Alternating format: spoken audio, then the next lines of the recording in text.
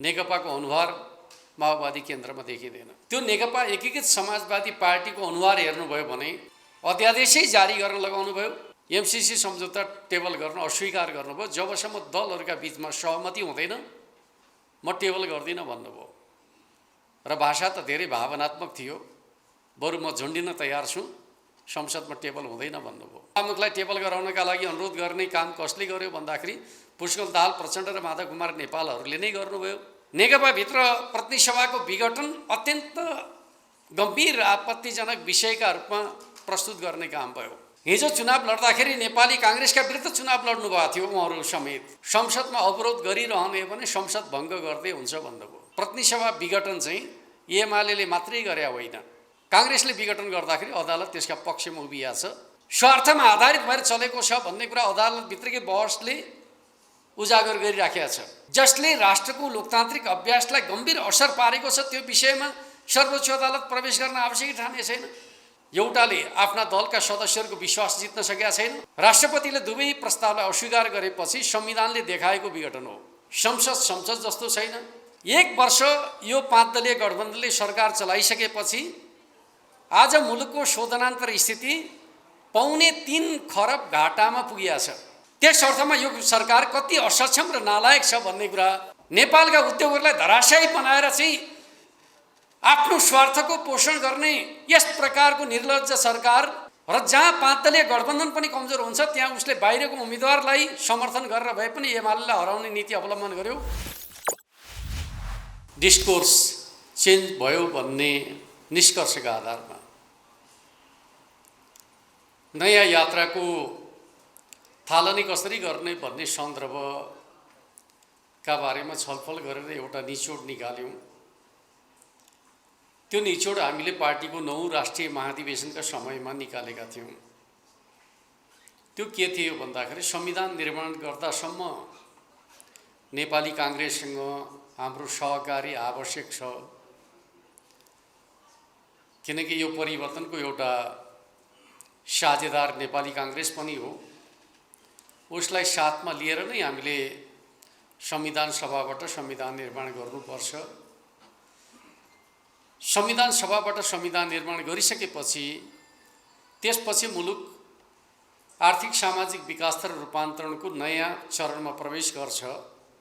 त्यति बेला नेपाली काङ्ग्रेस नै हाम्रो मुख्य प्रतिस्पर्धी हुनेछ। त्यसपछि वैचारिक राजनीतिक हिसाबले हामी नेपाली काङ्ग्रेससँगको मुख्य प्रतिस्पर्धा वा सङ्घर्षमा प्रवेश गर्नेछौँ।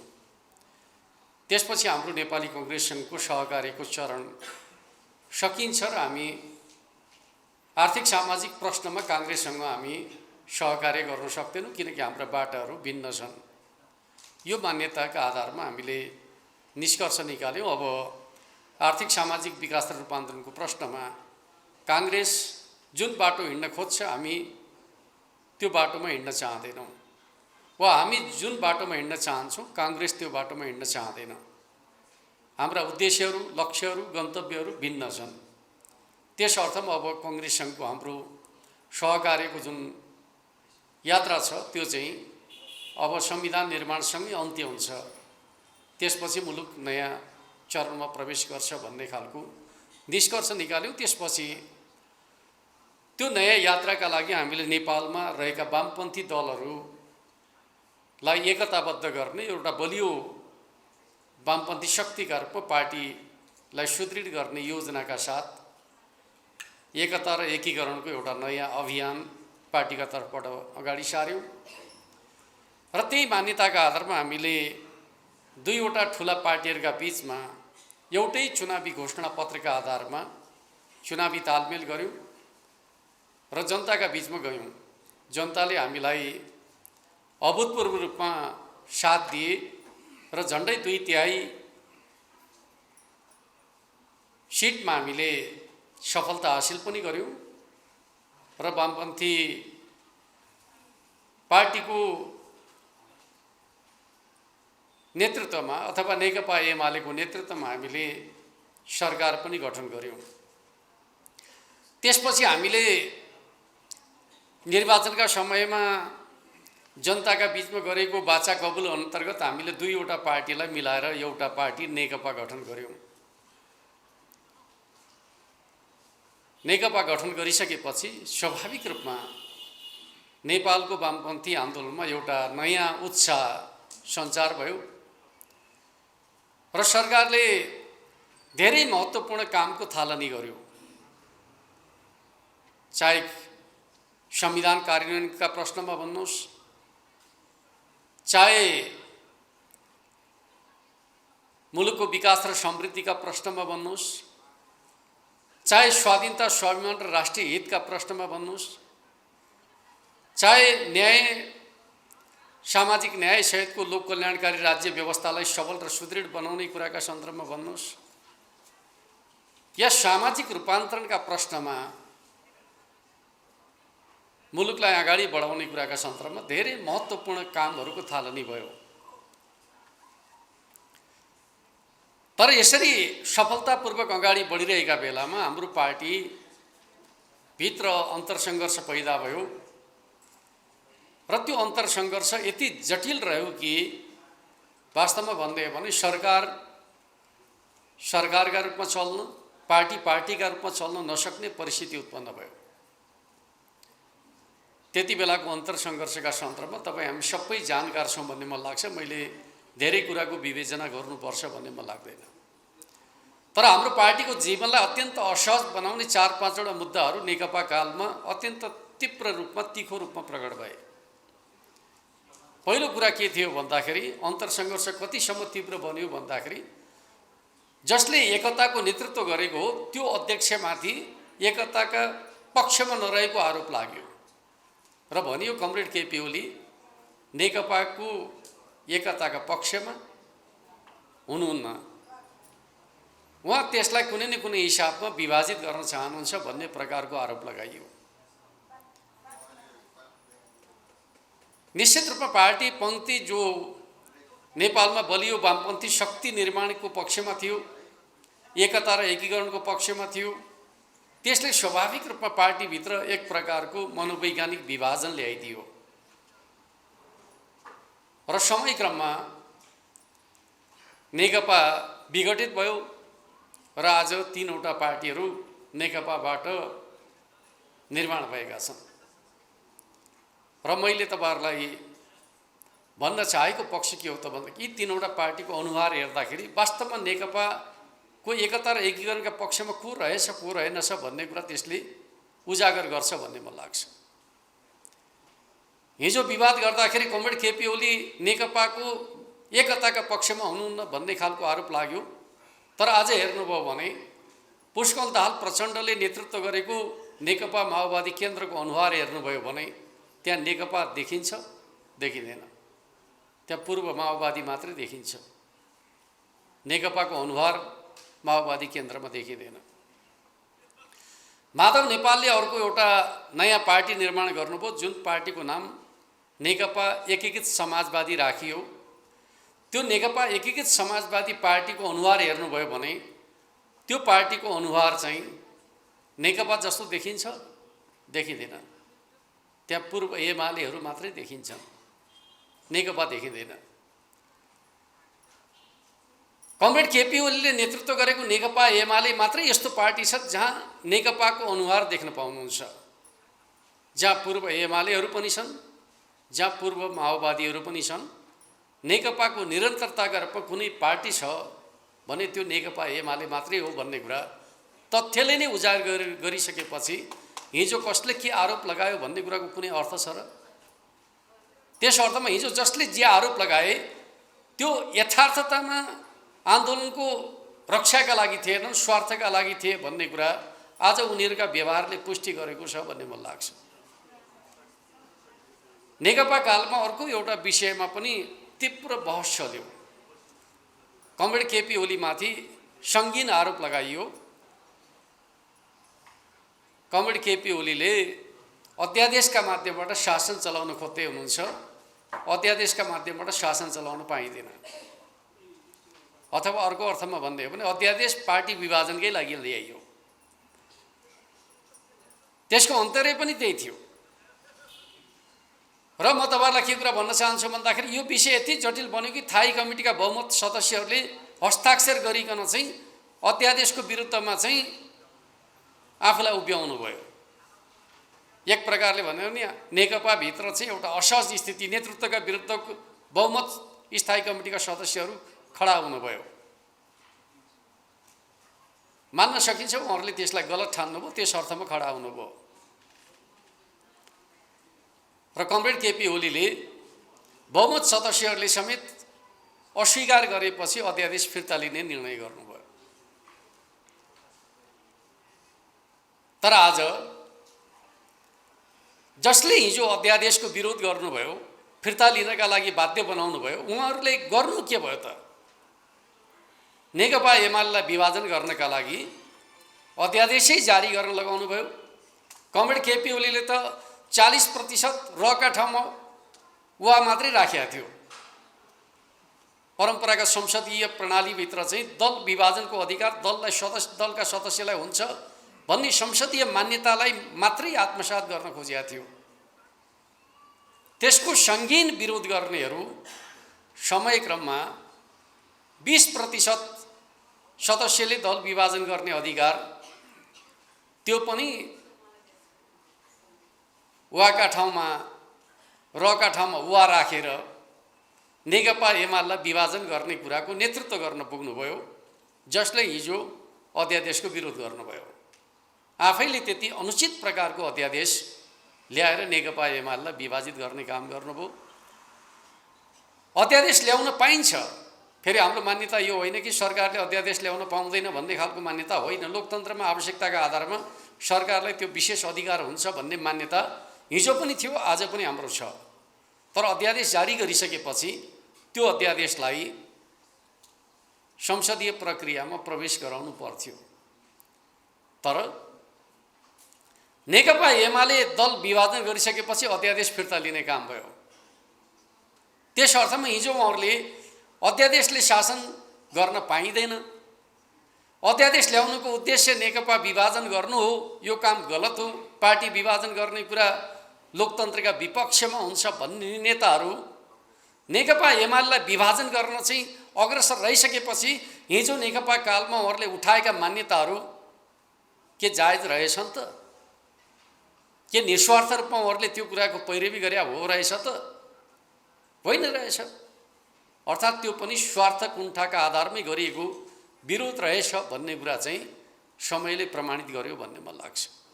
किनकि जब जसले त्यसको नेतृत्व गर्छ उसैले त्यसलाई आत्मसात गर्न सक्दैन भने नेकपा कालमा सञ्चालन गरिएका ती अन्तरसङ्घर्षको अर्थ के रह्यो? र त्यस्तो विषय म तपाईँहरूलाई सुनाउन चाहन्छु।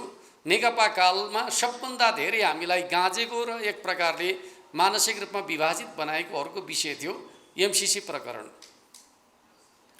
एमसीसी प्रकरणमा के भनियो भन्दाखेरि यो राष्ट्रघाती सम्झौता हो, संसदमा टेबल गर्न हुँदैन भनेर चाहिँ पार्टीभित्र ठुलो बहस चलाइयो।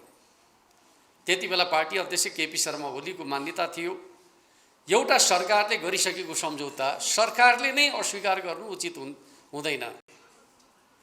अस्वीकारै गर्ने हो भने पनि संसदबाट अस्वीकार गर्नु राम्रो हुन्छ। स्वीकार अस्वीकार गर्ने कुरा दलहरूको अधिकारको कुरा हो, संसदको अधिकारको कुरा हो, सरकारले रोकेर राख्न मिल्दैन भन्ने मान्यताका आधारमा उहाँले शेरबहादुर देउवा र प्रचण्डको नेतृत्वको सरकारले गरेको सम्झौतालाई संसदमा टेबलका लागि लिएर जानुभयो। तर सभामुखले एमसीसी सम्झौता टेबल गर्न अस्वीकार गर्नुभयो। जबसम्म दलहरूका बीचमा सहमति हुँदैन म टेबल गर्दिनँ भन्नुभयो। र भाषा त धेरै भावनात्मक थियो, बरु म झुन्डिन तयार छु, संसदमा टेबल हुँदैन भन्नुभयो। तर पछि के भयो? जसले त्यति चर्को विरोध गर्यो पार्टीभित्र नेकपा रहँदाखेरि चाहिँ एमसीसीका बारेमा त्यति चर्को विरोध गर्नेहरू अन्ततोगत टेबल गर्ने कुराका लागि अग्रसरता पनि उनीहरूले नै लिए।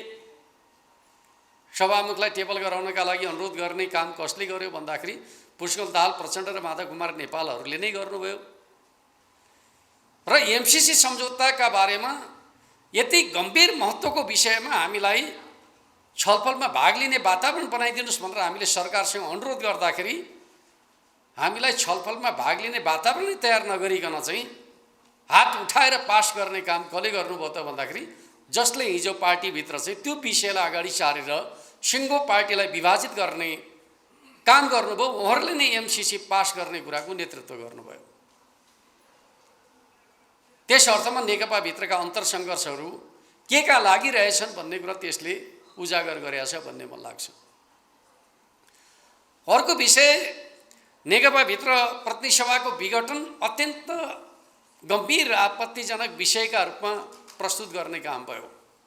के भनियो त भन्दाखेरि यो प्रतिनिधि सभा विघटनको काम संविधान विरोधी काम, लोकतन्त्र विरोधी काम भन्ने अर्थमा त्यसलाई चित्रण गर्ने खालको काम गरियो र भनियो के त भन्दाखेरि प्रतिनिधि सभाको विघटन प्रतिगमन हो भनियो। जबकि त्यति बेलाको हाम्रो मान्यता के थियो भने प्रतिनिधि सभा विघटन आफैमा समस्या होइन, नेकपाभित्रको अन्तरसङ्घर्षको बाइ प्रोडक्ट मात्रै थियो।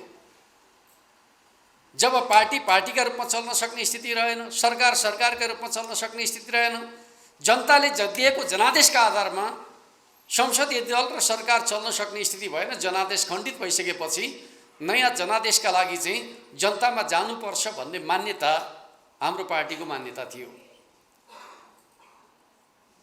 तर नेपाल पुष्पकमल दाहाल प्रचण्डले त्यो मान्यतालाई स्वीकार गर्नु भएन। हिजो चुनाव लड्दाखेरि नेपाली काङ्ग्रेसका विरुद्ध चुनाव लड्नु भएको थियो उहाँहरू समेत।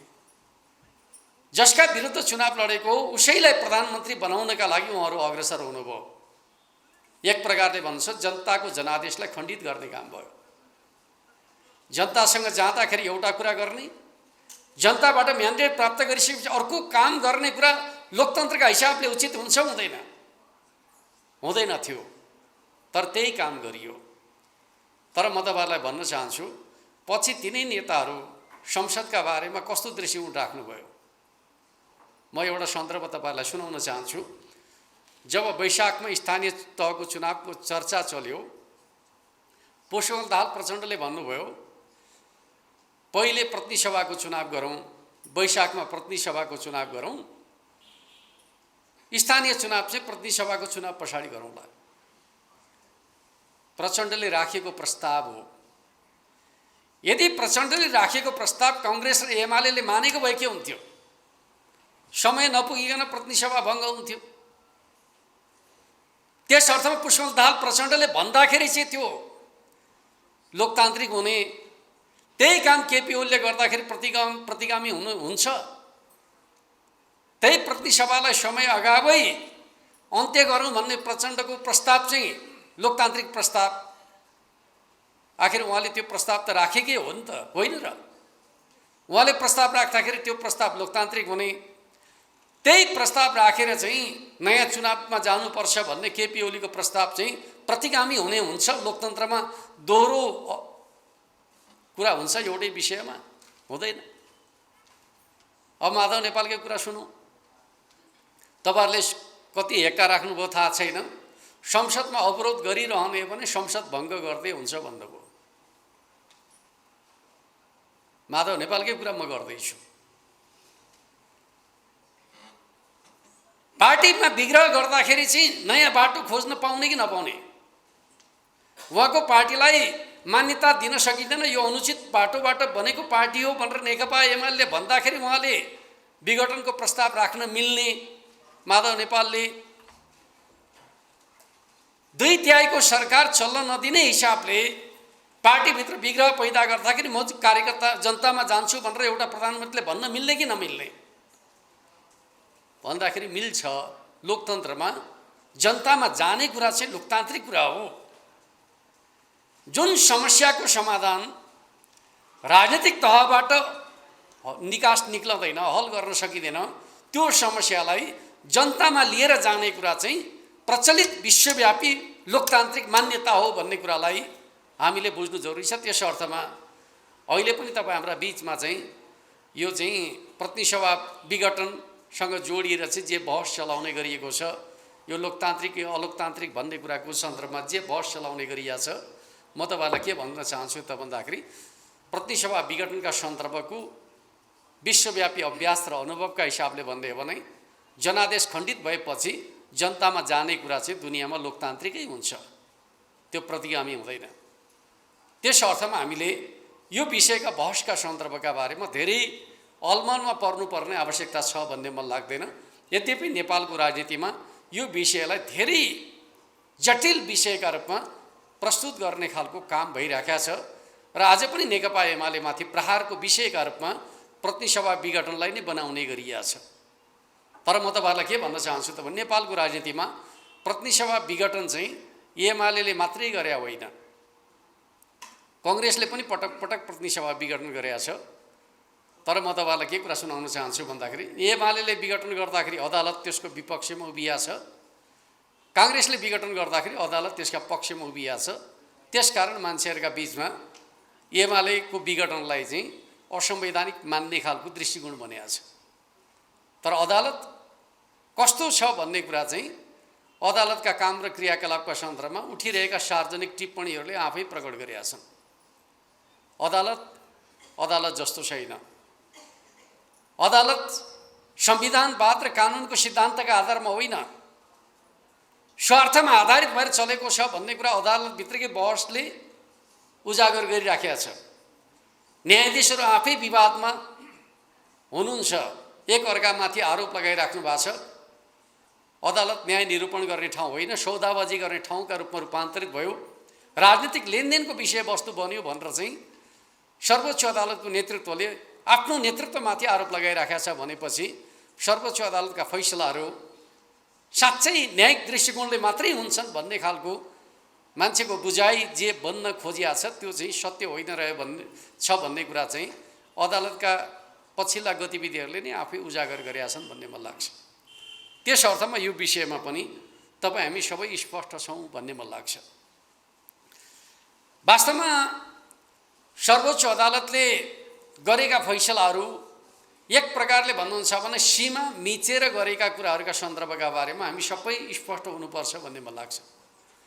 हुन त सर्वोच्च अदालतले संविधानको पालना भएन भन्ने कुराको आरोप हामीलाई लगायो। हामीले असहमतिका बावजुद सर्वोच्चको फैसलालाई मान्ने कुरा गर्दै आएका छौँ, असहमति राखेका छौँ तर मानेका छौँ, किनकि हामीले चाहिँ मुलुकको लोकतन्त्रभित्र चाहिँ सर्वोच्च अदालतलाई कानुनको अन्तिम व्याख्या गर्ने ठाउँका रूपमा कबुल गरिसकेका छौँ। चित्त नबुझे पनि त्यसका फैसलाहरू चाहिँ वैध हुन्छन् भन्ने मान्यताका आधारमा हामीले मानेका छौँ। यद्यपि त्यसप्रतिको राजनीतिक असहमति हाम्रो छँदैछ, हामीले त्यसप्रति असहमति जनाएकै छौँ। तर आज के भइरहेको छ भन्दाखेरि राजनीतिका मुद्दाहरूलाई अदालतमा प्रवेश गराउने प्रवृत्ति बढेको छ। राजनीतिज्ञहरूको जिम्माको कुरा हो। राजनीतिका मुद्दाहरूको फैसला गर्ने अधिकार अदालतलाई दिने कुरा लोकतान्त्रिक कुरा हुनै सक्दैन। एकातिर राजनीति अदालतमा प्रवेश गरेको छ, अदालत राजनीतिमा प्रवेश गरेको छ। हामीले खोजेको लोकतन्त्र यस्तो होइन। राजनीतिका मुद्दाहरू राजनीतिक दलहरूले नै हल गर्ने सामर्थ्य राख्नुपर्छ र अदालत संविधानवादमै उभिन सक्नुपर्छ। अदालतले राजनीतिक फैसला गर्ने होइन।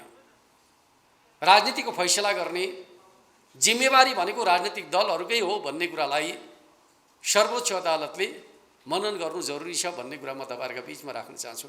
तर आजभोलि के भइरहेको छ, राजनीतिको जोड घटाउका आधारमा कुनै फैसला फटाफट हुन्छन्, कुनै फैसला हुँदैनन्। यो अदालतले राजनीतिक आँखाबाट विषयलाई हेर्न थालेको कुराको संकेत होइन भनेर हामीले कसरी भन्ने? खासगरी नेकपा एकीकृत समाजवादीका कतिपय सांसदहरूका सन्दर्भमा हामीले गरेको कारबाहीका विषयमा सभामुखले जुन प्रकारको दोहोरो मापदण्ड अवलम्बन गरे त्यो चाहिँ सर्वथा अनुचित हो भनेर हामीले अदालतमा मुद्दा हालेका छौँ। तपाईहरु सबैलाई थाहा छ त्यो मुद्दा आजसम्म फैसला भएको छैन। यति गम्भीर विषयमा जसले राष्ट्रको लोकतान्त्रिक अभ्यासलाई गम्भीर असर पारेको छ त्यो विषयमा सर्वोच्च अदालत प्रवेश गर्न आवश्यक ठाने छैन। तर कतिपय यस्ता विषयहरू छन् सत्ता पक्षलाई आवश्यक लाग्यो भने उसले फटाफट फैसला गरे हामी देख्न पाउँछौँ। यो के राम्रो संकेत हो? के यो लोकतान्त्रिक तरिका हो? अवश्य होइन। त्यस अर्थमा हामीले बुझ्ने कुरा के हो त भन्दाखेरि सर्वोच्च अदालतको फैसला पछाडि यो मुलुकको लोकतन्त्र कमजोर भएको छ र सर्वोच्च अदालतको फैसलाले संविधानले किटान गरिदिएको प्रधानमन्त्री नियुक्ति गर्ने अधिकार भनेको राष्ट्रपतिको अधिकार हो भनेर संविधानले लेखेको छ, तर त्यो अधिकार सर्वोच्च अदालत आफैले प्रयोग गर्यो। यसो गर्न मिल्छ? संविधानले किटान गरी राष्ट्रपतिलाई दिएको अधिकारको प्रयोग सर्वोच्च अदालतको फैसलाका माध्यमबाट प्रयोग गर्न मिल्छ? तर नेपालको सर्वोच्च अदालतले संविधानले किटान गरिदिएको अधिकारलाई आफैले प्रयोग गर्यो। र म तपाईहरुलाई भन्न चाहन्छु, हाम्रो संविधानले दुईवटा संस्थालाई संविधानका बारेमा विशेष अधिकार प्रदान गरेको छ। सर्वोच्च अदालतलाई संविधानको व्याख्या गर्ने अधिकार, राष्ट्रपतिलाई संविधानको संरक्षण गर्ने अधिकार। व्याख्या गर्ने र संरक्षण गर्ने अधिकार मध्ये कुन अधिकार महत्त्वपूर्ण भन्ने कुराको बहस म गर्न गइराखेको छैन। तर यो मुलुकमा जब संविधानको कार्यान्वयनका सन्दर्भमा गम्भीर समस्या उत्पन्न हुने गर्छ, त्यसको रक्षा गर्ने जिम्मेवारी राष्ट्रपतिको जिम्मेवारी हो भन्ने कुरालाई हामीले बुझ्नुपर्छ भन्ने मलाई लाग्छ। खास गरी पहिलो फैसला स्वाभाविक रूपमा प्रधानमन्त्रीको आफ्नो चाहनाको परिणाम थियो। उहाँले जनतामा जाने चाहना अन्तर्गत पहिलो पटक प्रतिनिधिसभा विघटन गर्नुभयो पुष 5 मा। त्यो चाहिँ विशुद्ध रूपमा भन्दै भने प्रधानमन्त्रीले आफ्नो विवेकको प्रयोग गरेर गरेको विघटन थियो। तर दोस्रो पटकको विघटनको कुरा गर्नुहुन्छ भने कस्तो स्थिति उत्पन्न भयो राष्ट्रपतिका समक्ष भन्दाखेरि दुईटा प्रस्ताव राष्ट्रपति समक्ष प्रस्तुत भए। एउटा प्रस्ताव दलहरूको तर्फबाट बहुमत प्राप्त व्यक्तिलाई प्रधानमन्त्रीका रूपमा सिफारिस गरियो। दलहरूको तर्फबाट, बुझ्नु भएन? नेकपा एमाले र नेकपा जनता समाजवादी पार्टी, दुईवटा दल मिल्दाखेरि चाहिँ स्पष्ट बहुमत प्राप्त हुन्थ्यो। हाम्रो संविधानले चाहिँ दलहरूका तर्फबाट गरिएको सिफारिसलाई स्वीकार गर्थ्यो। त्यस अर्थमा चाहिँ कमरेड केपी ओलीले प्रस्तुत गरेको प्रस्ताव दलीय प्रणाली अन्तर्गतको बहुमत प्राप्त प्रस्ताव थियो। त्यो चिज राष्ट्रपतिको टेबलमा पुगेको थियो, जसले केपी ओलीलाई प्रधानमन्त्रीका रूपमा नियुक्ति गर्न माग गरेका थियो। अर्कोतिर शेरबहादुर देउवाका तर्फबाट बहुमत सांसदहरू, तर दलीय हिसाबले भन्नुहुन्छ भने अलग अलग दलका, जुन दलका तर्फबाट चाहिँ केपी ओलीलाई प्रधानमन्त्रीका रूपमा प्रस्ताव गरिएको छ, त्यही दलका सांसदहरूले शेरबहादुर देउवालाई प्रधानमन्त्रीका रूपमा सिफारिस गरेको अवस्था थियो। लोकतन्त्र हो, दलीय लोकतन्त्र हो भन्ने मान्यताका आधारमा निर्दलीय सिफारिसलाई राष्ट्रपतिले चाहिँ संविधान सम्मत मान्नु भएन। आखिर संरक्षकको हिसाबले यो संविधान सम्मत छैन भन्ने लागेपछि उहाँले संविधानको रक्षा उहाँको कर्तव्य हो भन्ने अर्थमा त्यो प्रस्तावलाई उहाँले स्वीकार गर्न सक्नु भएन। अर्कोतर्फ चाहिँ दलका तर्फबाट बहुमत प्राप्त प्रस्ताव त्यही दलका सदस्यहरूले अर्कोलाई प्रधानमन्त्रीका रूपमा सिफारिस गरिसकेपछि त्यो दल बहुमतमा रहँदै पनि सदस्यहरूको चाहिँ सम्मति छैन भन्ने कुराको उहाँलाई अनुभूति भयो। त्यस अर्थमा दुवै प्रस्तावले विधि सम्मत छैनन्। एउटाले आफ्ना दलका सदस्यहरूको विश्वास जित्न सकेका छैन, अर्को संसदीय प्रणाली अन्तर्गत छैन भन्ने कुरा ठानेपछि दुवै प्रस्ताव अस्वीकृत गरिदिनु भयो। उपधारा 5 अन्तर्गत सरकार गठन हुन नसक्ने भएपछि संविधानले स्वतः विघटनको बाटो देखाउँछ। त्यस अर्थमा दोस्रो पटकको विघटन कसैले गरे विघटन होइन। राष्ट्रपतिले दुवै प्रस्तावलाई अस्वीकार गरेपछि संविधानले देखाएको विघटन हो। त्यस अर्थमा अहिले दुई पटक विघटन भन्ने कुरा जे आउँछ त्यो दुई पटक विघटन होइन।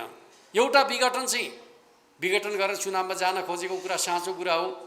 दोस्रो विघटन चाहिँ दुवै प्रस्ताव चाहिँ हाम्रो संसदीय व्यवस्थाको नम्स अन्तर्गत नभएको तथ्यलाई आधार बनाएर संविधानको संरक्षकका हिसाबले राष्ट्रपतिले चाहिँ अस्वीकार गरेको अवस्थामा स्वतः विघटनमा गएको अवस्था हो भन्ने कुरालाई बुझ्नु जरुरी छ। तर त्यस्तो अवस्थामा पनि सर्वोच्चले के गर्यो भन्ने कुरा तपाईँ हामी सबैले बुझिया छौँ। त्यसपछि के भयो त भन्दाखेरि आज नेपालको लोकतान्त्रिक राज्य व्यवस्था कति कमजोर भएको छ भन्दाखेरि अदालत जस्तो छैन, संसद जस्तो छैन, सरकार जस्तो छैन। जनताका नजरमा यी तीनवटै संस्था कमजोर भएका छन्। जब जनताको नजरमा लोकतन्त्रका यति महत्त्वपूर्ण संस्थाहरू प्रतिको आस्था र विश्वास गुम्छ, लोकतन्त्र कमजोर हुन्छ। त्यस अर्थमा मैले बेला बखत भन्ने गरेको छु, त्यो के हो त भन्दाखेरि नेपालका राजनीतिक दलहरू व्यवस्था विरोधी आन्दोलनका च्याम्पियन जस्ता भएका छौँ। राज्यका विरुद्धको विद्रोहमा हामी राजनीतिक दलहरू अत्यन्त सफल छौँ। राणाशाही विरुद्धको आन्दोलनमा पनि दलहरूले सफलता हासिल गरे। निरङ्कुश पञ्चायतका विरुद्धको आन्दोलनमा पनि दलहरूले मिलेर निरङ्कुश पञ्चायती व्यवस्थाको अन्त्य गरे, सफलता हासिल गरे। राजतन्त्र विरोधी निरङ्कुश राजतन्त्र विरोधी आन्दोलनमा पनि दलहरू मिलेर सफलता हासिल गरे। यो साँचो कुरा हो। तर दुनियाँमा एउटा राजनीतिक क्रान्ति पछाडि युग बदलिन्छ। नेपालमा तीनवटा ठुला राजनीतिक परिवर्तन पछाडि हामीले समाजलाई बदल्न सकेका छैनौँ। त्यस अर्थमा हाम्रो कमजोरी कहाँ छ त भन्दाखेरि समाजलाई बदल्ने कुरामा छ। कम्युनिस्ट घोषणा पत्र प्रकाशित गर्दाखेरि कार्ल मार्क्सले अत्यन्त महत्त्वका साथ उल्लेख गरेको एउटा सन्दर्भ छ, त्यो म तपाईँहरूलाई सुनाउन चाहन्छु। उहाँले भन्नुभएको थियो, लेख्नुभएको थियो, आजसम्मका दार्शनिकहरूले समाजको व्याख्या त गरे, तर मुख्य प्रश्न समाजलाई बदल्ने हो। राजनीतिक क्रान्तिको ध्येय र उद्देश्य समाजलाई बदल्ने हो। त्यस अर्थमा हामीले समाजलाई बदल्न सक्दैनौँ भने फेरि राजनीतिक परिवर्तनहरू प्रतिक्रान्तिमा बदलिँदा रहेछन्। 7 साल 17 सालका रूपमा, 46 साल 58 59 सालका रूपमा प्रतिगमनमा बदलेको तितो अनुभव हामीले बेहोरेका छौँ। त्यस अर्थमा 62-63 को युगान्तकारी परिवर्तन फेरि दुर्घटनामा पर्ने हो कि यो चिन्ता गर्ने पार्टी भनेको नेकपा एमाले मात्रै हो। आज 5 दलीय गठबन्धन जुन बाटो हिँडिरहेको छ त्यो लोकतन्त्रको रक्षाको बाटो होइन, लोकतन्त्रलाई सङ्कटमा लैजाने बाटो हो भन्ने कुरालाई तपाईँ हामी सबैले बुझ्नु जरुरी छ भन्ने कुरा म तपाईँहरूका बिचमा राख्न चाहन्छु। र म तपाईँहरूका बिचमा के भन्न चाहन्छु त भन्दाखेरि दुनियाँमा राजनीतिक दलहरू मिलेर व्यवस्था बदल्न सफल भएका छन्। राजनीतिक परिवर्तनमा दलहरूको एकता सार्थक भएको छ। हामीले हाम्रो नेपालको राजनीतिमा पनि दलहरूको एकताका आधारमै परिवर्तनहरू सम्भव गरेका छौँ। त्यो जायज छ, उचित छ। त्यस अर्थमा विगतमा हामीले वाम प्रजातान्त्रिक एकताका माध्यमबाट मुलुकमा निरङ्कुश व्यवस्थाहरूको अन्त्यका लागि गरेका प्रयासहरू सही थिएनन् भन्ने कोणबाट विवेचना गर्नुहुन्छ भने त्यो ऐतिहासिक आवश्यकता थियो, त्यो जायज थियो भन्ने कुरालाई नै हामीले बुझ्नुपर्छ। जब राजनीतिको डिस्कोर्स चेन्ज हुन्छ, विकास र समृद्धिको प्रश्न प्रधान हुन्छ, त्यति बेला दलहरूका बीचको एकता होइन,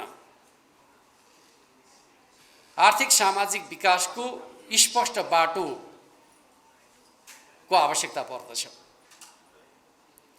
तपाईले दुनियाँमा जति पनि समृद्धि हासिल गरेका मुलुकहरूको इतिहास पढ्नुहोस्, त्यहाँ दलहरू मिलेर समृद्धि हासिल गरे भन्ने कहीँ पढ्न पाउनुहुन्न। हरेक ठाउँको समृद्धिका पछाडि तपाईले एउटा निष्कर्ष पाउनुहुन्छ, त्यो भनेको भिजनरी लिडरशिप, दूरदर्शिता भएको नेता, स्ट्रङ पोलिटिकल पार्टी, त्यो नेतालाई सहयोग गर्ने बलियो सङ्गठन, पोलिटिकल स्टेबिलिटी, राजनीतिक स्थायित्व, यी तीनवटा आधारले मुलुकले समृद्धि हासिल गर्छ भनेर लेखेको पढ्न पाउनुहुन्छ। तर हामी कहाँ समृद्धिका कुरा गर्ने, तर गठबन्धनको राजनीति गर्ने, जुन गठबन्धनको कुनै न उद्देश्य छ, न लक्ष्य छ, न गन्तव्य छ। विशुद्ध रूपमा सत्ताको स्वार्थमा आधारित गठबन्धनको राजनीतिलाई नेपाली राजनीतिमा हावी गर्न खोजिएको छ र त्यसका परिणामहरू के छन् भन्ने कुराका सन्दर्भमा म तपाईहरुलाई 4-5 वटा इन्डिकेटर मात्रै तपाईहरुलाई सुनाउन चाहन्छु, किनकि हामीसँग समय कम छ। म 4-5 वटा सन्दर्भहरू तपाईहरुको बीचमा राख्न चाहन्छु। पहिलो कुरा त हामीले सरकार छोड्दाखेरि यो मुलुकमा अर्थव्यवस्था जसलाई शोधनान्तर स्थिति भनेर भन्ने गरिन्छ त्यो बचतको अवस्थामा थियो। 70-80 अरब रुपियाँ बचतमा हामीले चाहिँ अर्थतन्त्र 5 दलीय गठबन्धनलाई सुम्पिएका थियौँ। 1 वर्ष यो 5 दलीय गठबन्धनले सरकार चलाइसकेपछि आज मुलुकको शोधनान्तर स्थिति 2.25 खरब घाटामा पुगिया छ। 2.25 खरब घाटामा। यो सामान्य कुरा होइन। 1 वर्षको अवधिमा 2.25 खरब घाटामा मुलुकको अर्थव्यवस्थालाई पुर्याइएको छ। त्यस अर्थमा यो सरकार कति असक्षम र नालायक छ भन्ने कुरा शोधनान्तर स्थितिको सङ्कटले उजागर गर्छ भन्ने कुरा म तपाईहरुका बीचमा राख्न चाहन्छु। दोस्रो सन्दर्भ, हामी सरकारमा रहँदाखेरि हामीले विदेशी मुद्राको सञ्चित 11 महिनाको वस्तु र सेवा आयात गर्न सक्ने क्षमताको छोडेर गएका थियौँ। किनकि हामीलाई चाहिने सबै सामानहरू हामी आफ्नै मुलुकमा उत्पादन गर्न सक्दैनौँ। बाहिरबाट सामान किन्नुपर्छ। सामान किन्नका लागि विदेशी मुद्रा खर्च हुने गर्छ। 1 वर्षको अवधिमा त्यो विदेशी मुद्राको सञ्चित घटेर 6 महिनाको वस्तु र सेवा आयात गर्न सक्ने अवस्थामा खुम्चिएको छ। 1 वर्षको अवधिमा हामीले 5 महिनाको सामर्थ्य गुमाएका छौँ। यदि यही सरकार यही तरिकाबाट अगाडि बढ्यो भने अर्को 1 वर्ष पछाडि हाम्रो विदेशी मुद्राको सञ्चित एक प्रकारले भन्ने शून्य अवस्थामा पुग्नेछ र हामी श्रीलङ्काको बाटोमा जान बाध्य हुनेछौँ। त्यस अर्थमा यो सरकार कति असक्षम छ, अयोग्य छ, नालायक छ भन्ने कुरा यो दोस्रो तथ्यले उजागर गर्छ भन्ने मलाई लाग्छ।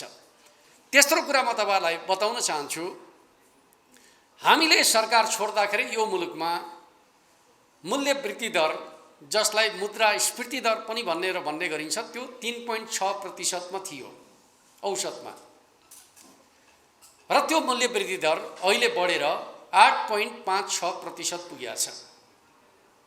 दोब्बर भन्दा बढी मूल्य वृद्धि भएको छ। जनताको जीवन कष्टप्रद बनेको छ। गठबन्धन सरकारले जनतालाई के दियो भनेर भन्दाखेरि महँगी र भ्रष्टाचार उपहार दियो भन्ने खालको यो भन्दा अर्को तथ्य के हुन सक्छ?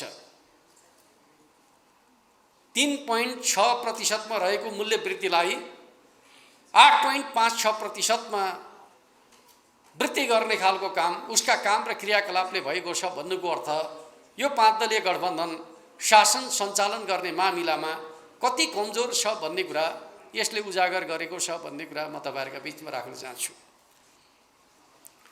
र अर्को विषय, कुनै पनि राष्ट्रको समृद्धिको आधार भनेको के हुन्छ भने पुँजीगत खर्च गर्ने क्षमता कस्तो छ भन्ने कुराबाट त्यो राष्ट्रको भविष्य कस्तो हुने भन्ने कुरा निरूपण हुने गर्छ। म तपाईहरुलाई बताउन चाहन्छु, नेपालमा पुँजीगत खर्च गर्ने मामिलामा सबभन्दा पीडाजनक क्षण भनेको कोभिड-19 को लकडाउनको समय रह्यो, जहाँ हाम्रा विकास निर्माणका कामहरू ठप्प प्राय भए।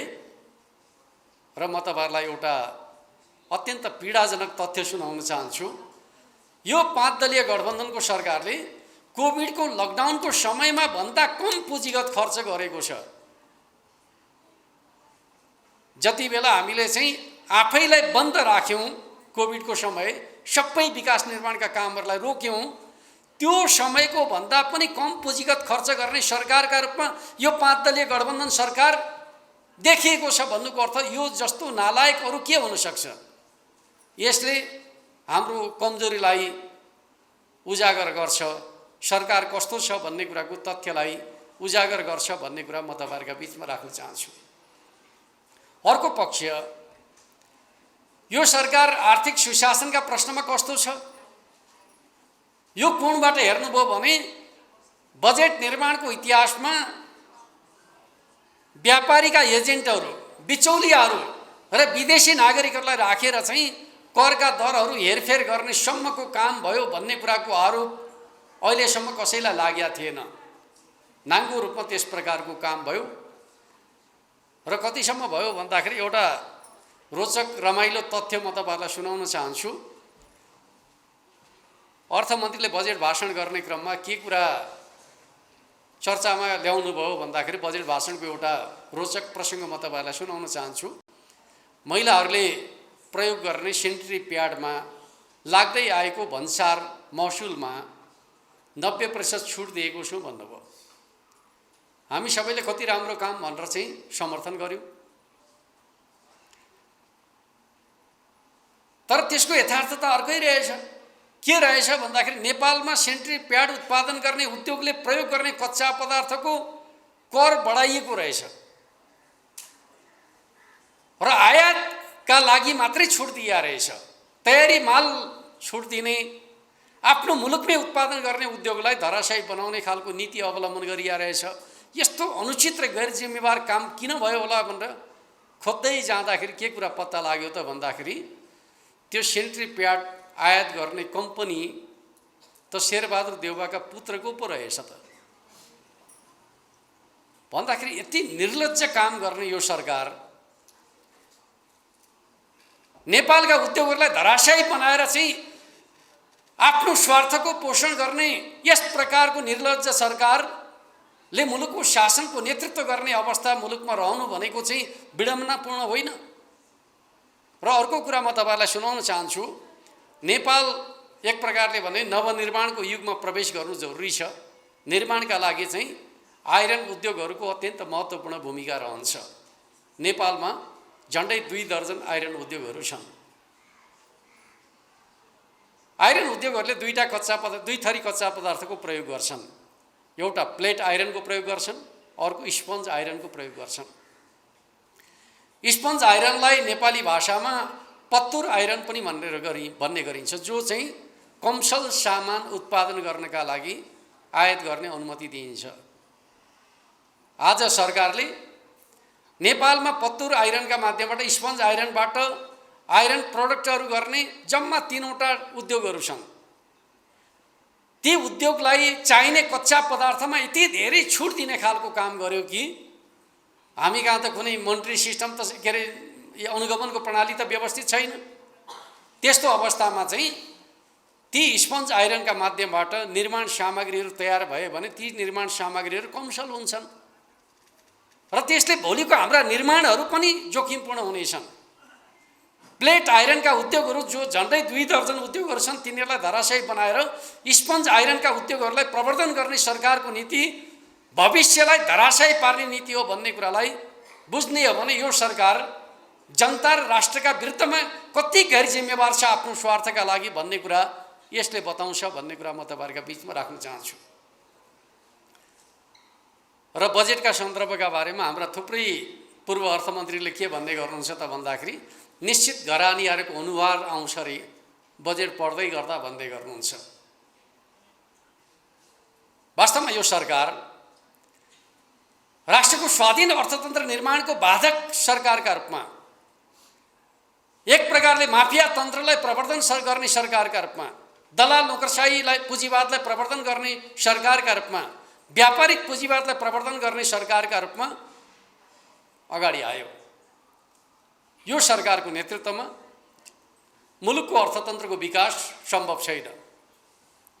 हामीले चाहेको समाजवादको आधार तयार गर्ने जुन लक्ष्य लिएको छ संविधानले, त्यसका लागि यो मुख्य बाधक बनेर आएको छ भन्ने कुरालाई तपाईँ हामी सबैले बुझ्नु जरुरी छ भन्ने कुरा म तपाईहरुका बीचमा राख्न चाहन्छु।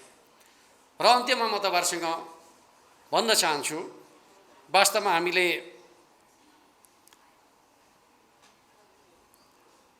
गएको स्थानीय चुनाव, हुन त अघि हाम्रो भानुभक्त कमरेडले स्थानीय चुनावमै आधारित रहेर धेरै कुराहरू तपाईहरुका बीचमा राख्नु भएको छ भन्ने मलाई लाग्छ। म धेरै विवेचना गर्न चाहन्न, तर मैले तपाईहरुका बीचमा राख्न चाहेको पक्ष के हो त भन्दाखेरि स्थानीय चुनावका समयमा हाम्रा लागि 2वटा चुनौतीहरू थिए, प्रतिकूलताहरू थिए। एउटा के थियो, माधव नेपाल, झलनाथ खनाल, वामदेव गौतम जस्ता ठुला ठुला नेताहरू जसले पार्टी निर्माणमा अत्यन्त महत्त्वपूर्ण भूमिका निर्वाह गर्नुभयो, उहाँहरूले पार्टी छोड्नु भएको छ, एमाले कमजोर भएको छ।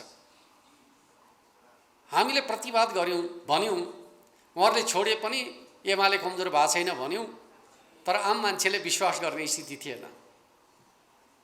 किन यत्रा नेताले पार्टी छोडिसकेपछि एमाले पुरानो अवस्थामा छैन भन्ने खालकै मानिसहरूको धारणा थियो। त्यो धारणाका बीचमा हामी चुनावमा गएका थियौँ। यो अत्यन्त हाम्रा लागि प्रतिकूल कुरा नै थियो। र दोस्रो कुरा के थियो, एमाले एक्लै छ, 5 दलीय गठबन्धन मिलेर चुनाव लड्दैछन्, त्यस अर्थमा 5 दलसँग एमाले के मुकाबिला गर्न सक्छ, सक्दैन भन्ने प्रकारको मानसिकता मतदाताहरूका बीचमा प्रबल थियो। त्यो अवस्थामा हामीले चाहिँ चुनावमा जाने साहस गऱ्यौँ, आँट गऱ्यौँ। र म तपाईँहरूलाई के भन्न चाहन्छु त भन्दाखेरि यो चुनाव पछाडि हामीले आफ्नो सामर्थ्य प्रकट गरेका छौँ भन्ने मलाई लाग्छ। हो, परिणाम हामीले सोचे जस्तो आएन, तर म तपाईँहरूलाई के कुरा बताउन चाहन्छु भन्दाखेरि जुन चुनावलाई हामीले चाहिँ सफलतापूर्वक सम्पन्न गरेको चुनाव ठान्छौँ, त्यो चुनावमा हामीले प्राप्त गरेको सिट सङ्ख्या कति हो भन्दाखेरि 294 हो। 74 सालको चुनावमा हामीले 294 स्थानमा सफलता हासिल गरेका थियौँ, जति बेला पार्टीहरू एक्लै चुनाव लडेका थिए।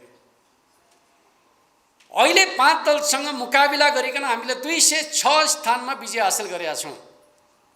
त्यस अर्थमा यो सफलता सामान्य सफलता होइन।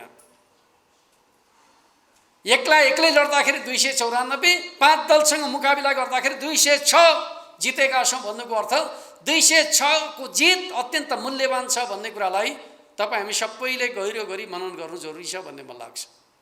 कतिपयले भन्छन् एमाले हार्यो भन्छन्, जित्या बेला हामीले 294 जित्या हो, 5 दलसँग मुकाबिला गरेर हामीले 206 जित्या हो। त्यस अर्थमा हामीले 5 दलसँग मुकाबिला गरिकन 206 त फिर्ता गरिसक्यौँ। गर्न नसक्या कति मात्रै हो भन्दाखेरि जम्मा 88 स्थान मात्रै हामीले 74 सालको तुलनामा फिर्ता गर्न नसकेको। त्यो 84 स्थान हामीले फिर्ता गर्न किन नसक्या भन्ने कुराका सन्दर्भमा हामीले समीक्षा गर्दाखेरि के पायौँ त भन्दाखेरि 3वटा कारणले गर्दाखेरि हामीले सोचे जस्तो परिणाम ल्याउन सकेनौँ। पहिलो कारण त हामीभित्रको आन्तरिक एकता, अझ त्यसलाई भन्नुहुन्छ भने कार्यकर्ताहरूको आकाङ्क्षाको व्यवस्थापन। यसपटकको चुनावमा के भयो भन्दाखेरि एउटा मिठो नारा लाग्यो, हामी सबै उत्साहित भयौँ। त्यो नारा के थियो? टिकट पाए जितेर देखाउँछु, नपाए जिताएर देखाउँछु। कार्यकर्ताकै बीचबाट आयो, एक प्रकारको नेकपा एमालेको नारा बन्न पुग्यो। हामीले ठान्यौँ यो वास्तवमा एमाले भावना भने यही हो भन्ने कुरा ठान्यौँ। तर चुनावमा जाँदाखेरि कस्तो भयो त भन्दाखेरि टिकट पाउने त खुसी नै भए, नपाउनेहरू चाहिँ पार्टी जिताउने अभियानमा जसरी लाग्नु पर्थ्यो लाग्न सकेका देखिएन। 3 खालका प्रवृत्तिहरू देखा परे। अझ त्यसलाई भन्दाखेरि 4 थरी पनि भन्न सकिन्छ। एक थरी त पार्टीले गरे फैसला शिरोधार्य गरेर लाग्नुभयो। वास्तवमा उहाँहरूले चाहिँ जे भनेको छ त्यो कुरालाई नै व्यवहारमा लागू गर्नुभयो। उहाँहरूका बारेमा धन्यवादै भन्नुपर्छ, आलोचना गर्ने विषय रहेन। अरू 3 खालका प्रवृत्ति कस्ता रहे त भन्दा एउटा प्रवृत्ति पार्टीले टिकट दिएन भनेर घरमा गएर सुतेर बस्ने, प्रचारमा लानका लागि बडा अनुनय विनय गर्नुपर्ने, फलानु घटेको छैन भन्ने बित्तिकै जनताका बीचमा त नकारात्मक सन्देश त गइहाल्यो। यो खालको प्रवृत्ति चाहिँ कार्यकर्ताका बीचमा प्रकट भयो कमजोरीका रूपमा। अर्को खालको प्रवृत्ति कस्तो रह्यो? प्रचारमा हिँडेको छ, भाषण गर्न दिए भाषण पनि गरेकै छ, तर यसो चिया खाँदा खाना खाँदा छलफल गर्दाखेरि के भन्छ, पार्टीले चाहिँ बलियो उम्मेदवारलाई टिकट दिएन क्यारे, लाग्न त लागिहाछ, जित्न त गाह्रै छ भन्दै चर्चा गर्दै हिँडिया छ। त्यो समर्थन हो कि विरोध हो भन्ने कुरा त बुझ्न सकिन्छ नि त। प्रमाण जुटाउने हो भने भाषण गरे पनि देखिन्छ, तर उसका क्रियाकलापहरूले भोट बढ्ने होइन, घट्या छ। र तेस्रो प्रवृत्ति कस्तो रह्यो त भन्दाखेरि मैले भने पार्टीले टेरेन के अरे देखाइदिन्छु भनेको छ, विद्रोहका लागि आफै अग्रसर भएको छ वा अरू कसैलाई उकासेको छ वा विरोधीसँग साँठगाँठ गरेको छ, यस्तो खालको प्रवृत्ति पनि देखा पर्यो। यदि यो प्रवृत्तिलाई हामीले समयमै नियन्त्रण गर्न सकिया भए झन्डै झन्डै भन्नुहुन्छ भने 1 भोटदेखि लिएर चाहिँ 500 भोटको अन्तरमा हामीले चाहिँ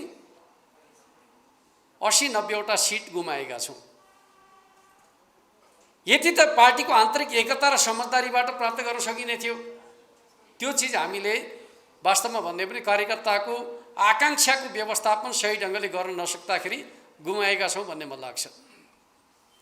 अर्कोतिर यसपटक हाम्रो चाहिँ कार्यकर्ता पङ्क्तिको मनोविज्ञान र मनोबल कस्तो रह्यो त भन्दाखेरि हाम्रो प्रतिरोधी क्षमतामा अत्यन्त ठुलो ह्रास आएको देखियो।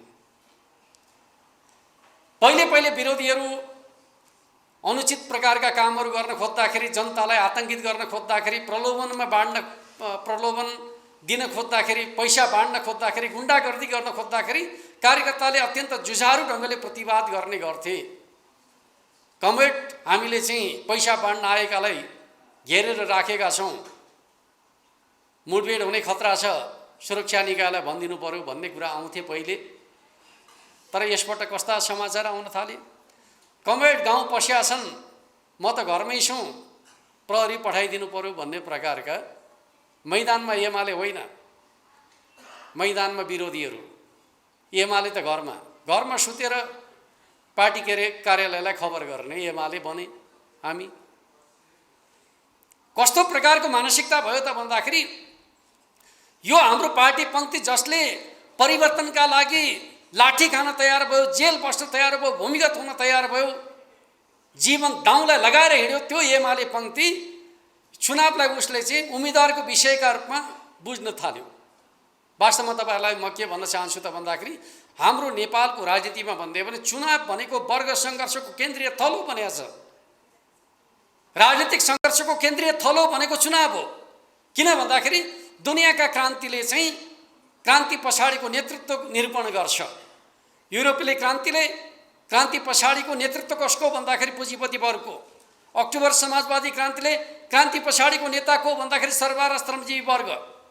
नयाँ जनवादी क्रान्तिले क्रान्ति पछाडिको नेता को भन्दाखेरि किसान मजदुर एकतामा आधारित त्यसको नेतृत्व गर्ने कम्युनिस्ट पार्टी शासनको नेता भन्ने कुराको निरूपण गरे हुन्छ।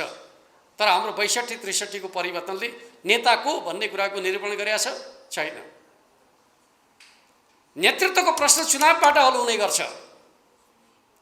यदि हामीले हाम्रो क्रान्तिलाई पूर्णतामा लाने हो भने नेतृत्वको प्रश्नलाई हल गर्नका लागि चुनावमा सफलता हासिल गर्नु जरुरी छ। त्यस अर्थमा चुनाव सामान्य चुनाव होइन। नेपालमा हुने चुनाव भनेको राजनीतिक क्रान्तिलाई पूर्णतामा लैजाने चुनाव हो भन्ने अर्थमा चाहिँ हामीले बुझ्न सक्नु पर्थ्यो। र चुनावलाई उम्मेदवारको विषय होइन, चुनावलाई पार्टीको विषय, क्रान्तिको विषय, सामाजिक परिवर्तनको ध्येय र उद्देश्यका लागि चुनावमा सफलता हासिल गर्नुपर्छ भन्ने प्रकारको मान्यतालाई गहिरो गति आत्मसात गर्न सक्नु पर्थ्यो। त्यो हुन नसक्दाखेरि चाहिँ चुनाव कस्तो भयो त भन्दाखेरि उम्मेदवारको विषय जस्तो बन्यो, सामूहिक विषय बन्न सकेन। त्यस अर्थमा म तपाईलाई के भन्न चाहन्छु त भन्दाखेरि अब हामीले आउने चुनावलाई कसरी अगाडि बढाउने भन्ने कुराका सन्दर्भका बारेमा सोच्दाखेरि चाहिँ पहिलो कुरा त हामीले पार्टीभित्रको आन्तरिक एकतालाई मजबुत बनाउने हो भने अहिले हामीले जे सफलता हासिल गरेका छौँ त्यसमा उल्लेख्य वृद्धि गर्न सक्छौँ। दोस्रो कुरा हाम्रो प्रतिरोधी क्षमतालाई वृद्धि गर्ने हो भने जनमतमा हामीले उल्लेख्य वृद्धि गर्न सक्छौँ। र तेस्रो कुरा हामीले तटस्थ मतदातालाई विगतको चुनावमा प्रभावित गर्न सकेनौँ। अब हाम्रो योजना तटस्थ मतदातालाई प्रभावित गर्ने योजनाको बन्यो भने अहिलेको परिणाममा हामीले उल्लेख्य वृद्धि गर्न सक्छौँ। किनकि हिजो त हाम्रो पार्टीको कस्तो छ भन्ने प्रश्न खडा भएको थियो, तथ्य त उजागर भयो नि त। म तपाईहरुलाई सुनाउन चाहन्छु। आज माधव नेपाल, झलनाथ खनाल, वामदेव गौतम नरहँदाको पार्टीले 34% भोट ल्याएको तथ्यलाई आत्मसात गर्ने हो भने विभाजनको असरलाई हामीले मेकअप गरेछौँ।